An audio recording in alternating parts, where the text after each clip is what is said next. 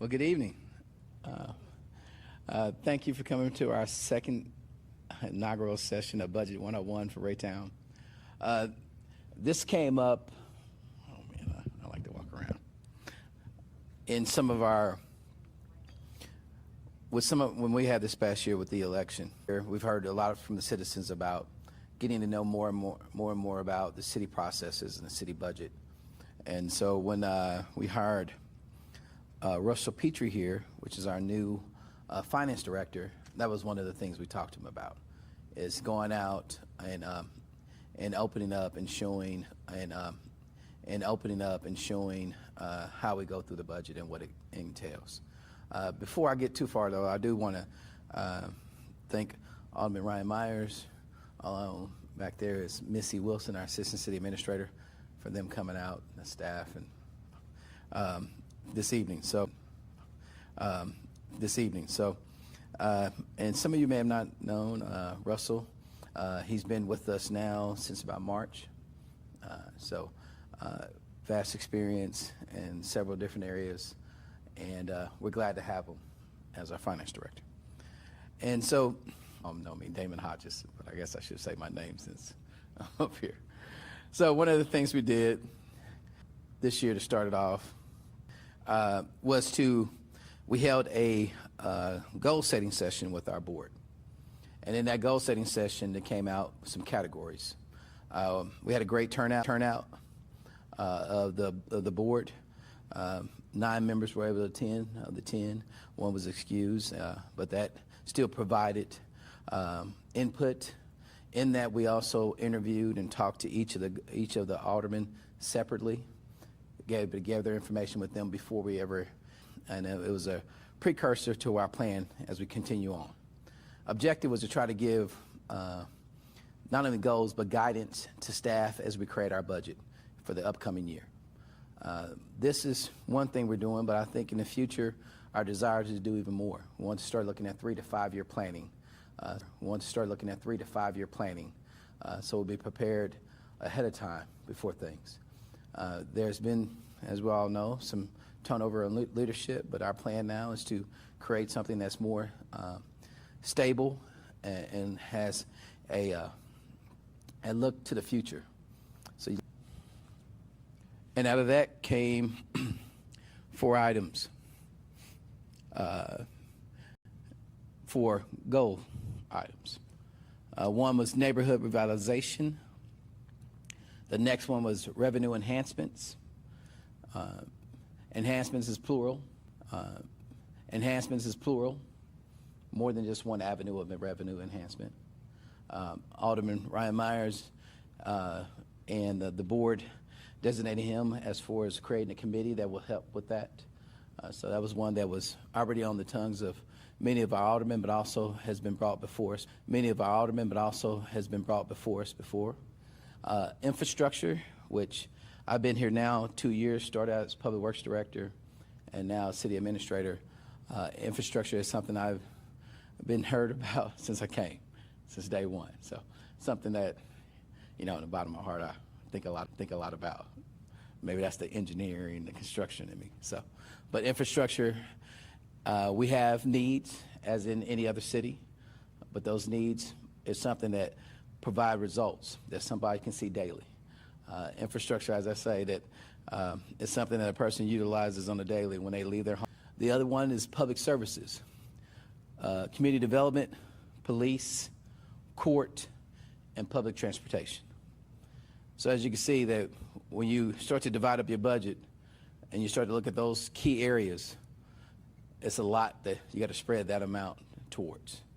And so when we look at those key areas and we look at spreading our funds to it, we also look at a staff distribution and staff needs to help provide that service to our citizens. So we start to look at our objectives. And as we sit down, one of the things we do, it's myself, Russell, and Missy, as we sit down with each department director and we talk about these things.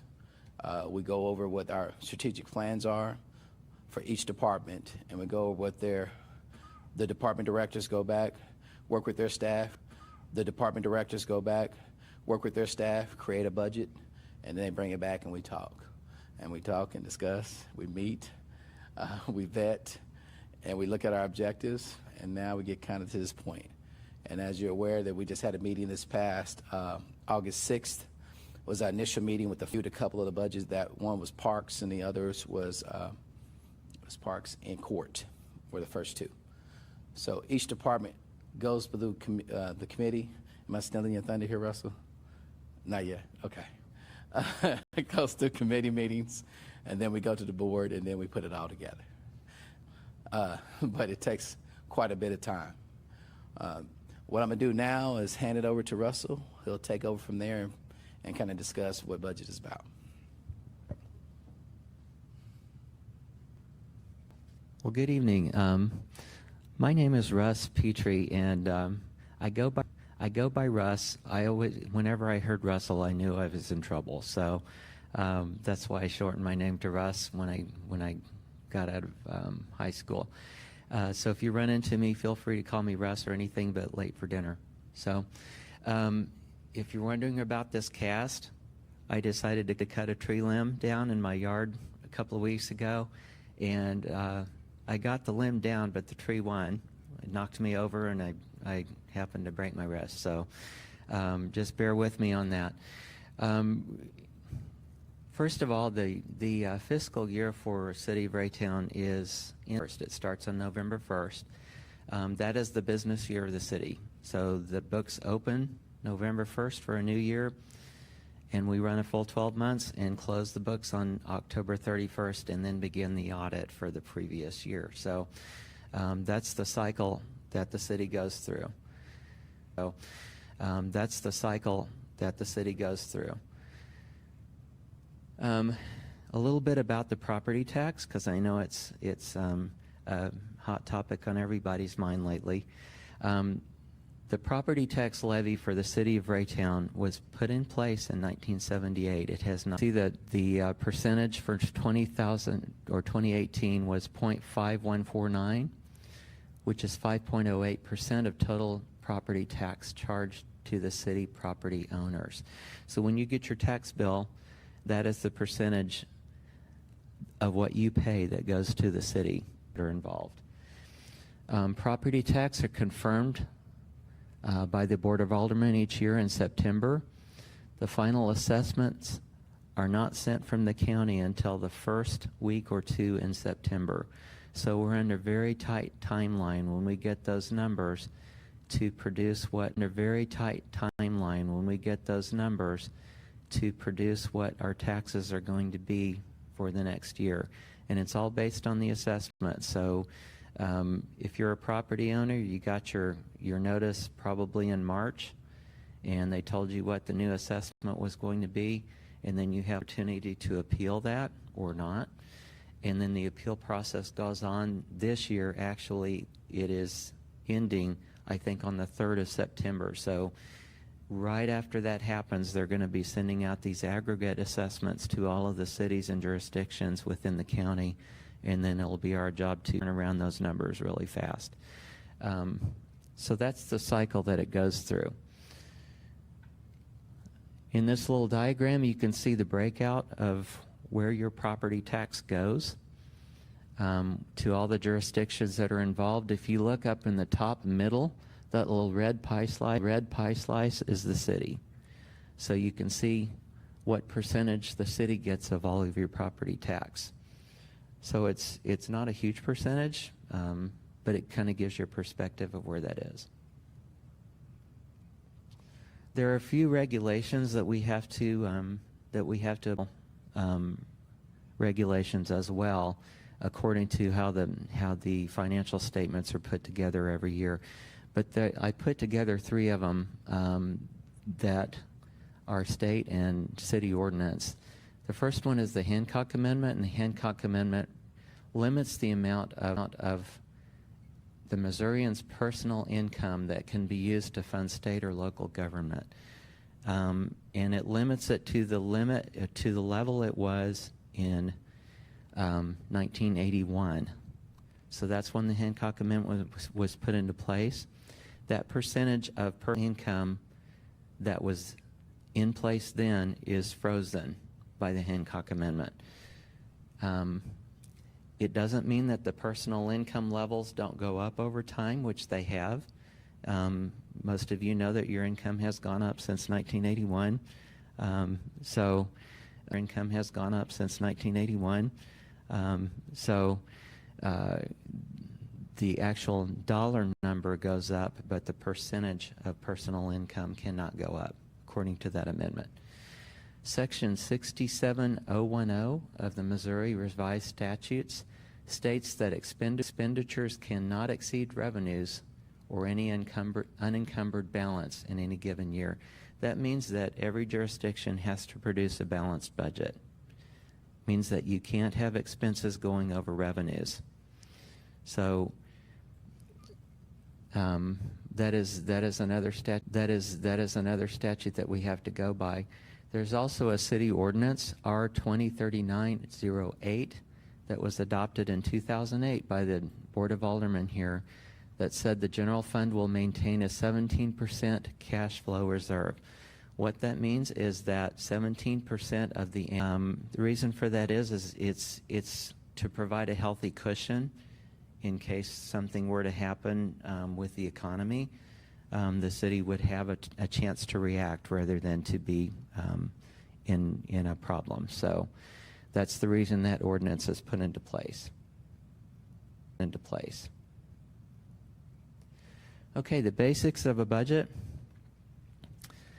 The budget preparation begins in June every year.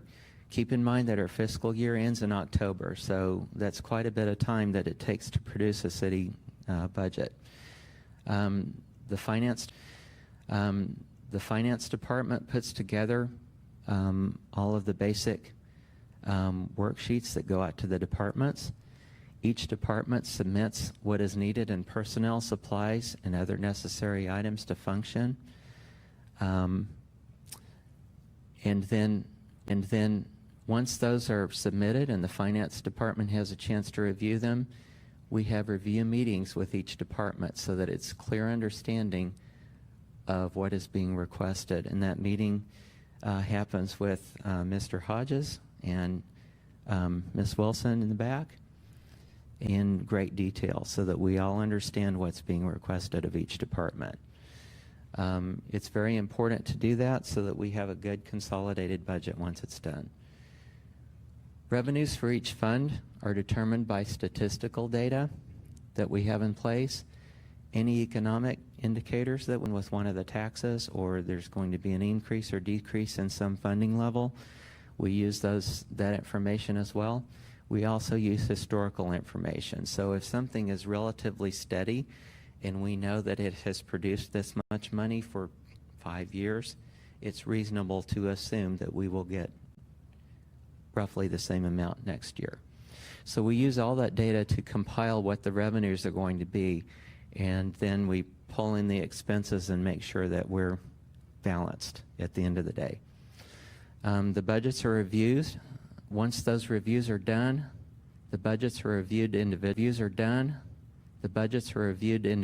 by the Finance Committee.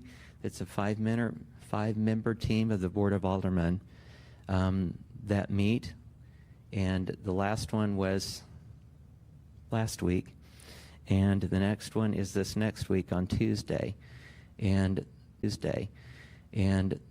that committee goes over those departments and what they're asking for, so that when it goes to the full Board of Aldermen as a final budget, at least the majority of the Board of Aldermen know what's there, and the others have had a chance to ask questions.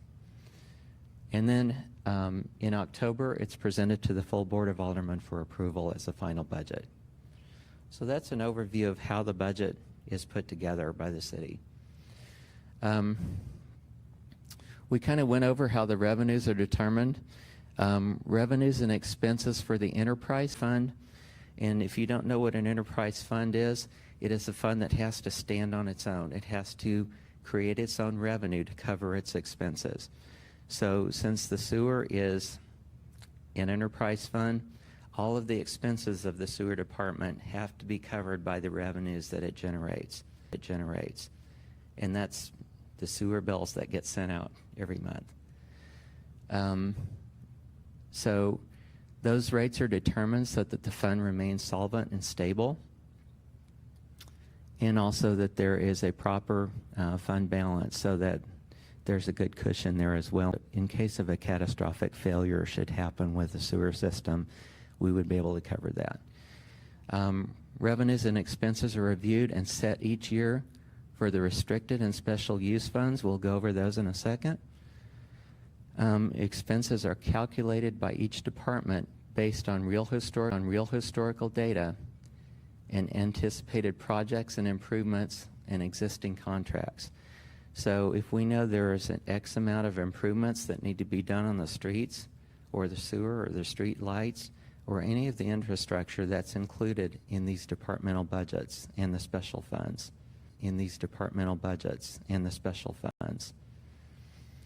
The finance department then compiles all that data into the budget document for approval. So in case you haven't noticed, the finance department is involved in this process from start to finish, from June all the way through October, and then after that, in actually making sure that all the expenses go to the right funds and line items.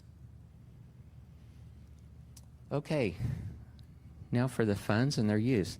The general fund is mostly unrestricted funds of the city, and that includes fees that are charged restricted to the general fund.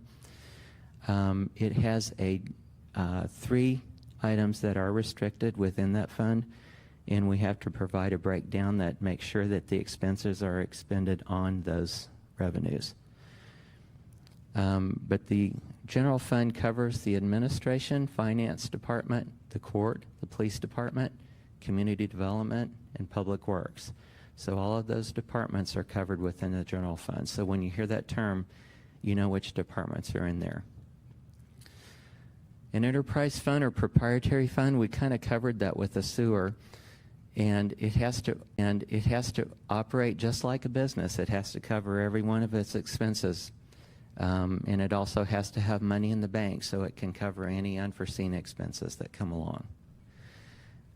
Special revenue funds, those include the park fund, transportation sales tax fund, transportation sales tax fund, capital sales tax fund, the public safety sales tax funds, the tax increment financing or the TIF, and also risk management fund and stormwater fund.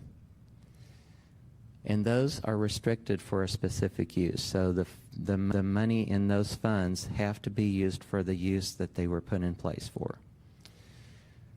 There is also capital project fund that includes the capital improvement fund, which is designated for capital improvements. So now to go through those special revenue funds and enjoy their use. That fund covers all of the activities of the park department. That includes maintenance, that includes the ball fields, that includes every activity that the parks generate and also manage. The transportation sales tax fund is used to account for a voter-approved sales tax for maintenance and construction of city streets, plus design and coordination of citywide public projects. So anything that deals with transportation, like your streets, street lights, anything along those lines, that's what that fund is for. That's what it lights. Anything along those lines, that's what that fund is for. That's what it covers. Capital sales tax, that is a voter-approved sales tax for the maintenance and construction of capital projects. So if we have a really large street project, if we have a really large street light project, it came out of that fund. That's what it's designed for. There's a public safety sales tax fund that is a voter-approved sales tax for public safety. That includes some of the police department expenses. It has in the past covered the EMS, and it can cover other public safety items that are within the city's operations. The TIF fund is tax increment financing. So we have two 2 TIFs going on right now, and that's what those funds are for. It covers all of those projects. It covers all of those projects. It keeps all that money in one little bucket because it's restricted for those projects, and that's why there's a separate fund for that. Risk management is for any insurance that can't be directly attributable to a single department or fund. So if we have, that's where it goes, and it's managed there, so we know exactly where the money is spent. And there's a stormwater fund that covers stormwater management of the city.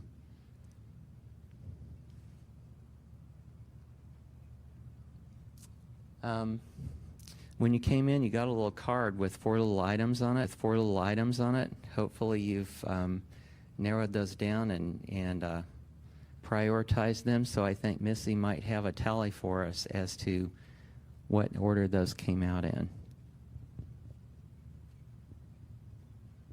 The audience polling put the other public services as our first priority, neighborhood revitalization as their second priority, infrastructure as their third, and revenue enhancement as their fourth. Now, on Tuesday night, the audience participation actually out of other public being their first, but then they ranked infrastructure as their second, revenue as their third, and neighborhood as their fourth. So we, as you can tell, we have diversity amongst our 2 different groups that attended the forum, just like we have the diversity of priorities on our Board of Aldermen from time to time.